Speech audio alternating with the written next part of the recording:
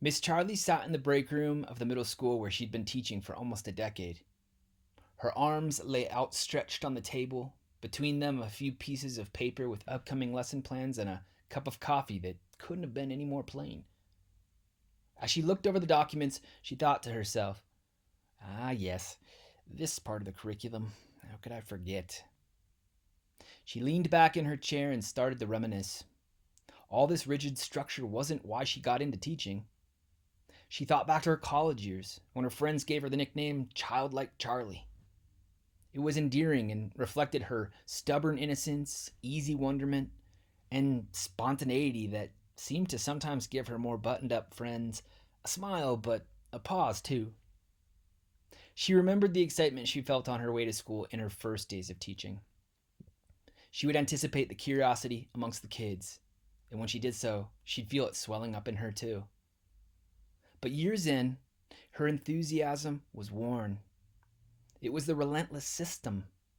Her days, sliced into 45-minute periods, her lessons, standardized and scripted, her performance, closely measured based on test scores.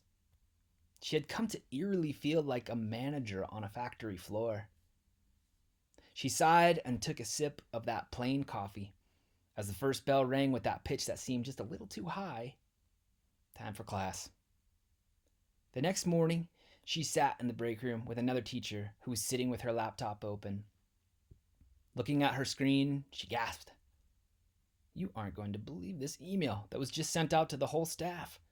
It says, due to the recent statewide cutbacks, all standardized assessments are temporarily paused. Teachers are to use personal discretion on lesson plans in the meantime."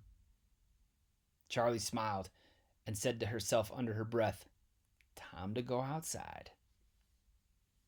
It wasn't long before Charlie was leading her first class behind the school to a neglected old garden. The students called it the Weedy patch.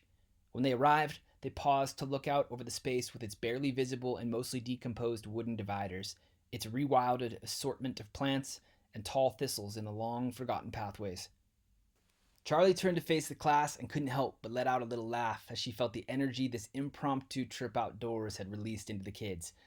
One of her students in the back of the group was chasing a grasshopper. Another was flicking mud off the bottom of his shoes with a stick onto his friends.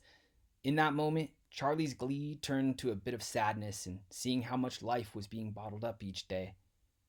A couple weeks passed. Rain or shine, Charlie held every class outdoors, and the 45-minute periods were flying by. Most days, the class format was very open. She'd encourage the kids to go observe a part of the weedy patch by themselves or with a friend before the group would gather together again. She would ask what they noticed, and it wasn't long before she was impressed and a bit baffled at all that they were learning. And the learning seemed to spread amongst them, and even between different classes.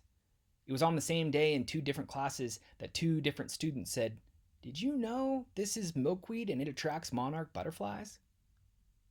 They were beginning to notice behavior patterns of certain pollinators. They were noticing different characteristics of the soil in different parts of the garden. And she even noticed that the place was looking just a bit more cared for. One of her students had told her grandfather, who had grown up in the area, that Miss Charlie's class had been moved out to the weedy patch. He requested to come and join class one day, and the students were fascinated at all that he knew about local vegetation. Charlie watched in proud wonder as leaders emerged, but they were the quiet, curious ones. One Friday, Charlie stayed after school, alone in the weedy patch. She reflected on this little teaching experiment and all she was learning about, well, learning. She was seeing new ways that it could really come alive. She was seeing all that was possible if the ingredients of freedom, access to nature, and encouragement of curiosity were present. The kids had learned so much that was emergent, that co-evolved, that was based on relationships. It wouldn't be long before they'd have to refocus on a more rigid curriculum and test scores once again. She hoped that this experiment would stick with the kids. She was pretty sure it would, because new relationships had formed. She looked around at the weedy patch, and she spoke to it, feeling as if it could listen. "We all have a relationship with you now, weedy patch. We'll always make time to come visit, and we're going to figure out ways to bring you inside, too." So for today's participatory prompt, where is your Weedy patch? Somewhere you can go with others and learn with freedom and curiosity and with nature as your main teacher. Please respond in the comments or on your Instagram or Facebook page. And if you do there, don't forget to @mention Awakening Lands.